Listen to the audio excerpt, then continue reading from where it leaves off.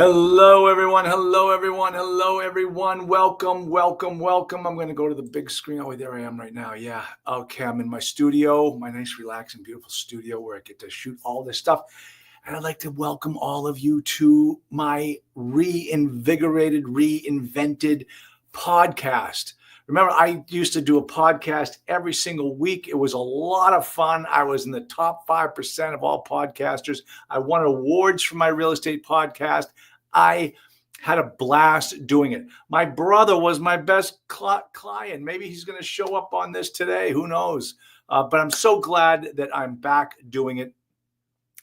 You know, I got to tell you, I think I stopped doing it because of COVID. The whole world was crazy. So I stopped doing it and I just didn't get back into it. But now I'm back into it and I'm so excited to be back into it because the world has changed. And I'm not talking about COVID, post-COVID or anything. The heck with that. I'm not talking about politics. The heck with that. I'm talking about how we are operating within the multifamily world. If you're not using the new tools that are available to you as a multifamily investor, you're going to be left behind.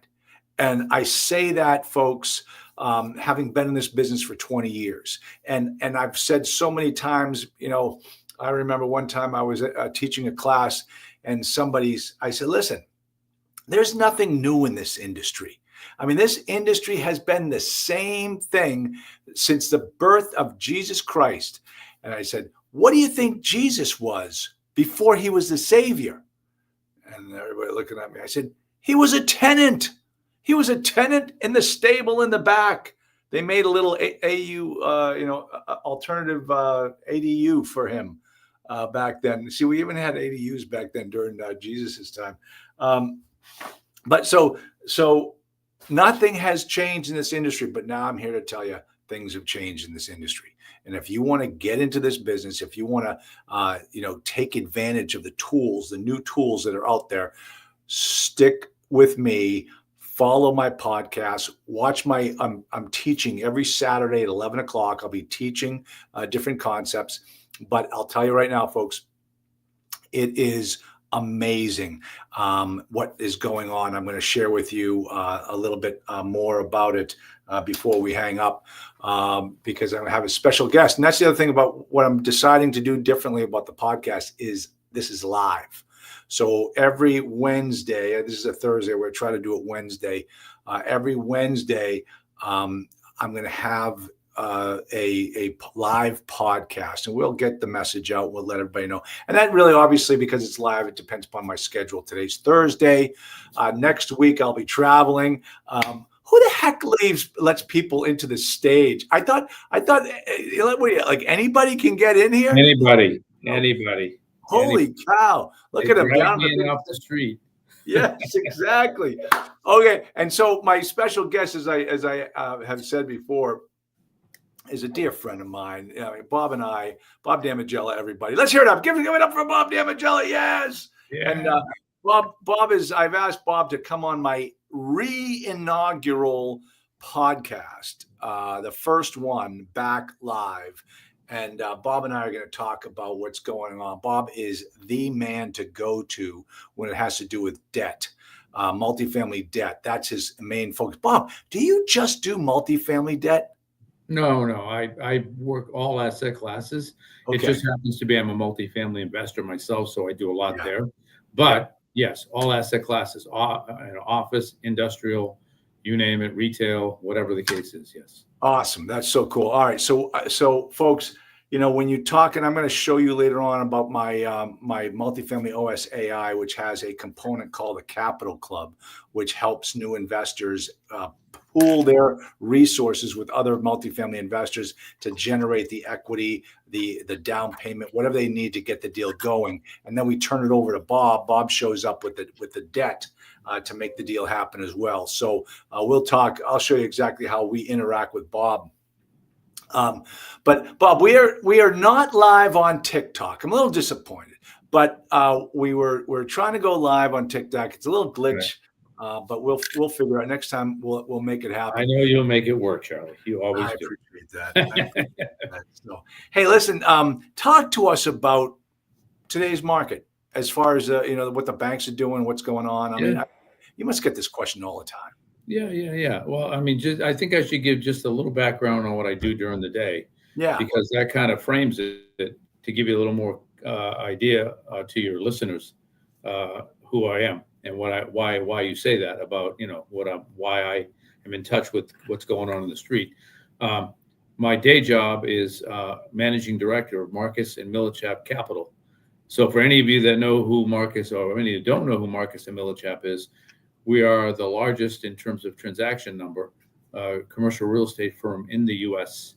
We trade on the New York Stock Exchange under the symbol MMI, and I am the lucky person to head up capital markets in New England, all 6 states. I basically finance deals all day, every day. So I'm out in the capital markets consistently, talking with lenders, talking with agency lenders, which is Fannie and Freddie, talking with credit unions. Whoever's got money that they want to put out and lend on deals, especially multifamily, I'm in touch with in the New England market. And we're national, I might add. We can do deals anywhere in the country because we have, we're national. So I have lenders in California, let's say. Okay. So, and just so everybody understands, Bob works for Marcus Millichap, but you're like a broker. You can go to all different markets. You can go to all the different, government-sponsored entities, the Fannies, the Freddies, that type of thing. Right. I don't work with any one particular lender. We're not a principal in terms of putting out capital or anything along those lines. I connect capital with investors. That's what I do, and that's great because I'm not tied to any one group. All right. Let me ask you this. Completely agnostic. Yeah. Go ahead.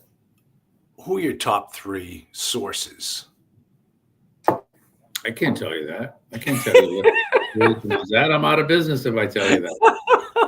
You nuts? All right. Well, then let's try to do get in there the back doorway. Let me throw out a couple of names and see what you think about them. Like, what's going on with Arbor? I mean, about a year or so ago, Arbor looked like they were just gonna cave. I mean, They had so much bad debt, bad properties on their books. What's going on with Arbor? Well, look, the Arbor, as you know, is in the agency lending business. They work with Fannie and Freddie, and they'll source debt for you. There's them. There's ReadyCap. There's M&T Capital. These are all groups that you would go to get an agency loan. Generally, all of these companies only work with brokers. By the way, they don't work typically directly with the lender. I mean, with the end user, the borrower. Excuse me. They work through a broker, which is another digressed conversation about what's happened in that business because Meridian Capital, you may remember those guys? Oh, yeah, they were having trouble too. Yeah, they created a lot of problems with issues of, stuff that wasn't really accurate on their applications. This is what I, understand. And as such, the agencies, meaning Fannie and Freddie, changed the rules that now the individual borrower has to go directly and fill out the paperwork themselves instead of the broker being able to help them, which is a bit of a problem if you have an older person, for example, that isn't that technologically advanced. Anyway, I digress. So that's an issue. And it affects Arbor, ReadyCap, M&T, and all these guys. Many of them are having a variety of issues. I think you'll probably see the agencies go private at some point under Trump. Oh, yeah, we heard about that. That'll probably happen. But they're a great place to get capital if you can survive the brain damage of getting through an agency loan. It's perfectly okay. We're immune to it now, but it's pretty hectic. They don't necessarily look for tax returns.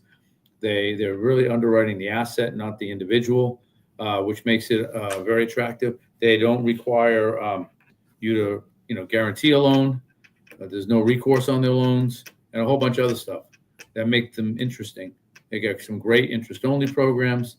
In answer to the question, that's what's been going on. There's just been a lot of flux, change going on, and even it even happened with ReadyCap, all those firms. So yeah. One of the things I noticed there's been a big change.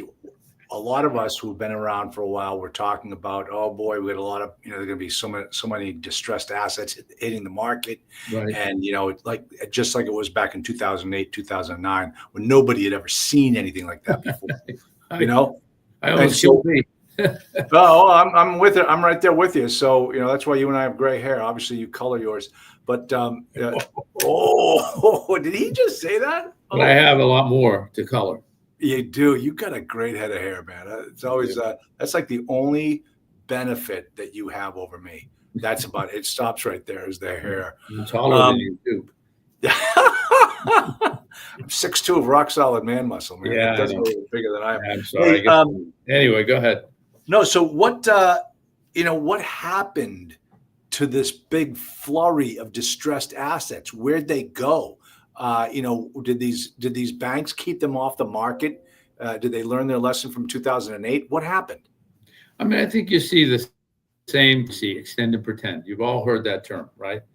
Yeah. The banks, they've got a good customer that, you invest, if you got a good bank lending relationship, they have a good reason why that they, will work something out with you and extend and pretend and keep the loan on the books. They'll do it. And I think a lot of that goes on. I think that you still see a lot of debt coming due. And I still think there's some distressed stuff out there. But I think what you're saying is it's not to the extent maybe it was marketed as. Is that what you're saying? Right. Yeah. Right. Yeah. And I think you're right.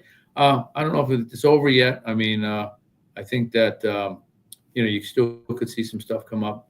But, it hasn't been as potent as, people expected. But I do think that and another part of the answer is also, and I think you're probably seeing this, I think that sellers have gotten a little more realistic about the cap rates they're looking for on a sale. Okay. You think that's happening now? I think I've seen it. I've seen deals that are easier to get done. I'm closing on a deal myself in 2 weeks that I bought at a 6.5 cap with 6% money, which is good. That's a little positive leverage. It's fine. It's it'll work. But when they wanted 4 caps and 6.5 money, that's not going to work. That's negative leverage. So I think that there is some reality. And it'll lag. I mean, eventually they should come down. They should start coming down again as rates come down. So. Bob, why would somebody buy with negative leverage? You would buy with negative leverage because you believe that the prospects of future NOI growth is substantial. In other words, if you think that you're going to see substantially higher rents, substantially lower expenses, or a combination thereof, or maybe it's a value add deal, but even value add could be very difficult in negative leverage because you got to spend money then to upgrade the property. So moreover, that you just see a lot of upside in what's going to be the outcome. And what you do is you get in, maybe you pay up a little for the deal. Maybe it's a really sweet property that you never would ever see as a legacy asset. Maybe let's say in a Brookline, right? Like they're always low caps, and they stay within families for decades. But it comes up, and you're like, okay, I'm below market. I can get the rents up, and eventually you catch up. Other than that, if you don't have really strong expectations of super growth on the upside to revenues and NOI, you can't do it. You'll end up seriously upside down. Hey, what's the cutoff? What's the threshold between the recourse and the non-recourse debt? Like, where do you see, where does the agency start and the local mom and pop lenders end? Most of your local lenders are going to want recourse, right? But most of your, agency meaning Fannie and Freddie, no.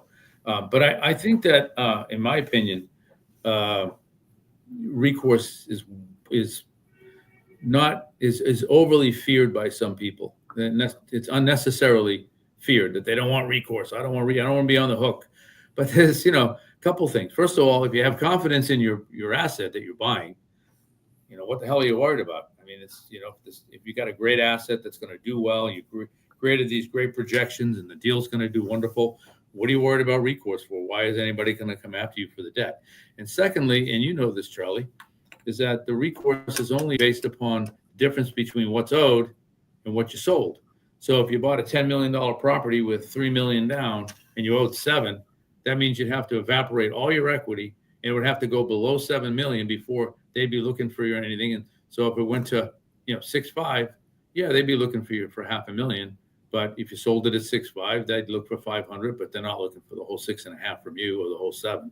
So it's I think unnecessarily feared by a lot of people. It doesn't really make much of a difference in the end. Well, I'll tell you, everything you said is absolutely true, and I totally get it. But man, I was there in 2008 when those So things was came I. out. Yeah, I get it. Yeah. And you know what? You never would have imagined who would have lost a dime in U.S. residential real estate, right? Exactly. Nobody. Yeah. Okay, so in a black swan event, you're absolutely correct.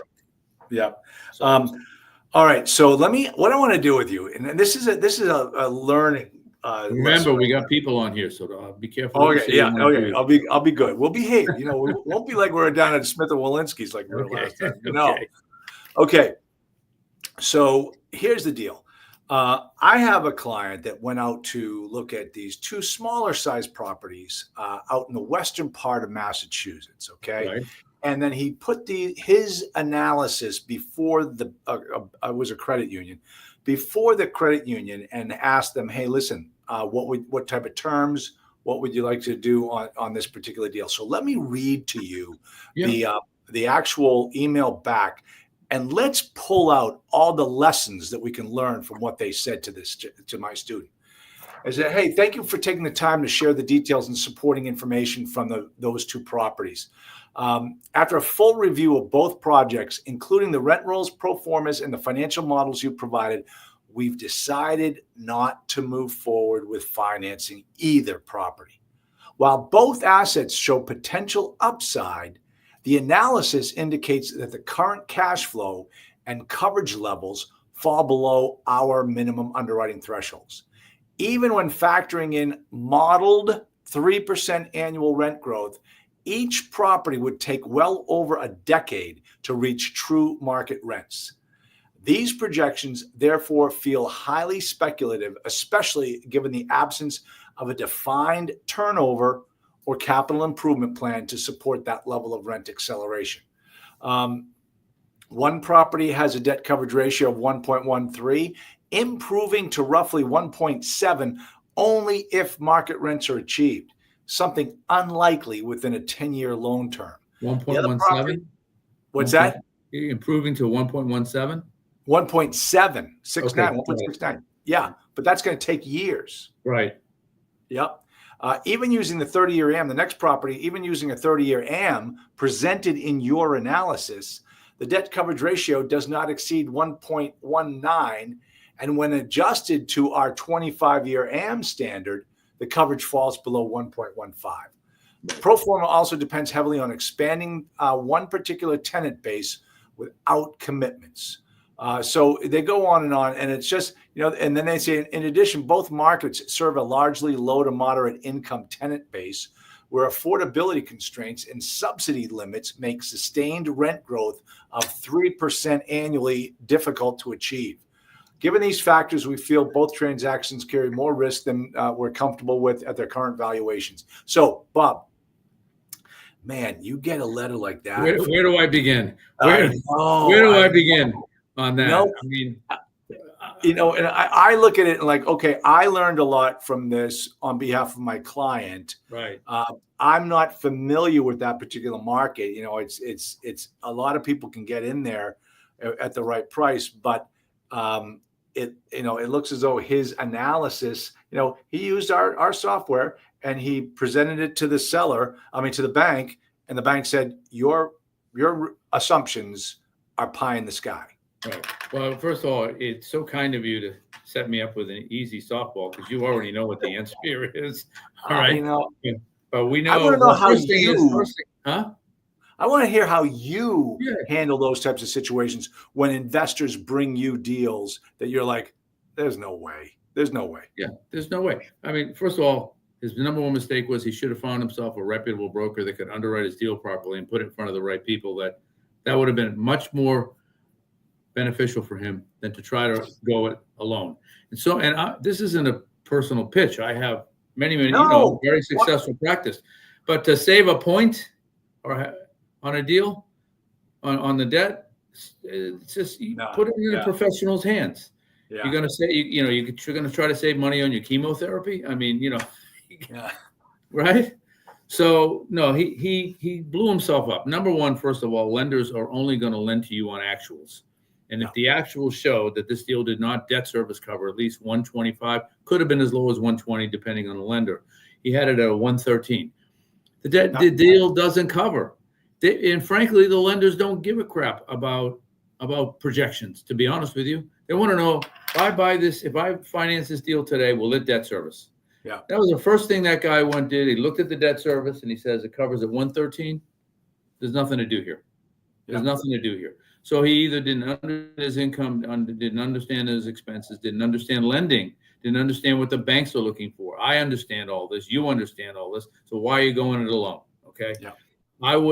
He could have actually gone to them. He had to get the deal to go to a level where it covered at 125. So what I'm saying is, I have, with no numbers, if he went into the 75% loan to value and it covered at 113, right? He had to come up with the differential and equity, right? Well, what he should have done is, if he knew that I had to get to a 125, exactly, lowered his debt level down to maybe 50. Now he would have had to come up with more equity, and if he doesn't have the equity, he can't do the deal. But he has to get the deal to cover. Two things there. One of the other things that he needed to find out was, what was the bank's underwriting requirements as far as the amortization goes. Right. And that's another thing, right? Yeah, exactly. And then the other thing too is just that the point about the rental growth, understanding the rent growth in that marketplace. The bank lives there. They know what's going on all the time. So that's obviously one of the issues. And then, but the thing is, let me just tell you, if he doesn't have the additional equity to get the deal down to that number, what's his alternative, Bob? His alternative is multiple: either pass on the deal, which I can't handle it, right? Or he could bring in partners in some sort of a syndication structure or a joint venture program, or just lower the price, right? Or we lower the price, go back to the seller and say the deal doesn't work. Yeah. Or go back to the seller and say, deal doesn't work at current interest rates, but if there's no debt on it, you want to lend me money as the first position lender at a lower interest rate, and now I can get you to your price. Or, those are really the options to get him where he needs to be. Or if he has to put up more equity, you could also ask the seller to take a pref equity position so he'd get higher up in the cap stack in terms of debt. I mean, there's ways to do it. You have to understand this is the key. You got to know the game. Yeah. Now, Bob, are you still teaching this? I still am. Yeah. Yeah. Okay. What's your program?